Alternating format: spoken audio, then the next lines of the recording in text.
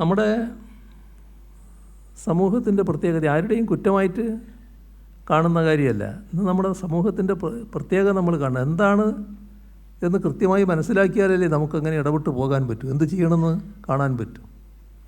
ഇപ്പോൾ ഒരു അച്ഛനും അമ്മയും കുട്ടിയോ കുട്ടികളോ, ഇതാണല്ലോ നമ്മുടെ അണുകുടുംബത്തിൻ്റെ അവസ്ഥ. അച്ഛനുമുണ്ട് ജോലി, അമ്മയ്ക്കുമുണ്ട് ജോലി. അപ്പം അങ്ങനെ വരുമ്പോൾ അവർക്ക് ഈ കുട്ടികളോടൊപ്പം ചെലവഴിക്കാൻ കിട്ടുന്ന സമയം ആ ജോലി കഴിഞ്ഞുള്ള സമയം മാത്രമാണല്ലോ. എന്നാൽ വേറെ ആളില്ല കുടുംബത്തിൽ.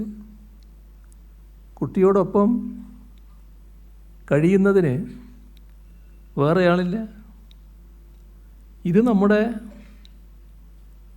സമൂഹം നേരിടുന്ന ഒരു പ്രശ്നമാണ്. അപ്പോൾ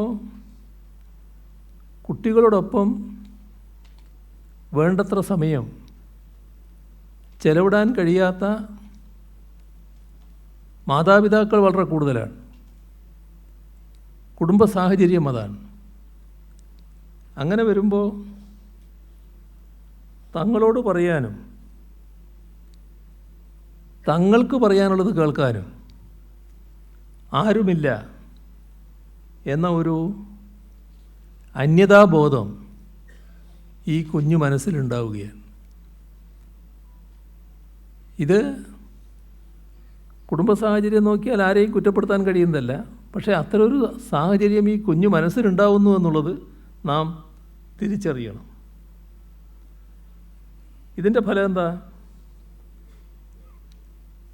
ആഴുന്തോറും കയത്തിലേക്കെന്ന പോലെ വലിച്ചു താഴ്ത്തുന്ന ഡിജിറ്റൽ ലോകത്തിൻ്റെ ദുസ്വാധീനങ്ങളിൽ കുഞ്ഞു മനസ്സുകൾ തിരിച്ചു വരാനാവാത്ത വിധം പെട്ടുപോവുകയാണ്. ഇതൊരു ഗൗരവമായ പ്രശ്നമാണല്ലോ. ഇപ്പം നമ്മളെല്ലാം അനുഭവത്തിൽ തന്നെ കാണാൻ കഴിയുന്ന കാര്യം എന്താ?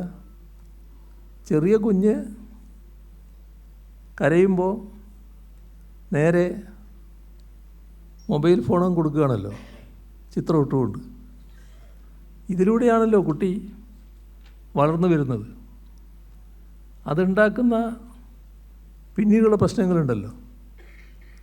അപ്പോൾ അത്തരത്തിലുള്ള ഒരു ഡിജിറ്റൽ ലോകത്തിൻ്റെ സ്വാധീനത്തിൽ പെട്ടുപോകുന്ന കുട്ടികൾ നമ്മൾ തന്നെ അവരെ അതിലേക്ക് തിരിച്ചു വിടുകയാണ്. ഡിജിറ്റൽ ലോകമൊന്നും നിഷിദ്ധമായിട്ടുള്ളതല്ല കേട്ടോ. ഡിജിറ്റൽ അറിവ് അവർക്ക് വേണം, അതൊന്നും തടയാനേ പറ്റില്ല. പക്ഷേ എത്രത്തോളം ആകാം, എങ്ങനെയാവാം, അതിനെ സംബന്ധിച്ച് കൃത്യമായ അറിവ് രക്ഷിതാക്കൾക്ക് തന്നെ ഉണ്ടാകേണ്ടതായിട്ടുണ്ട്.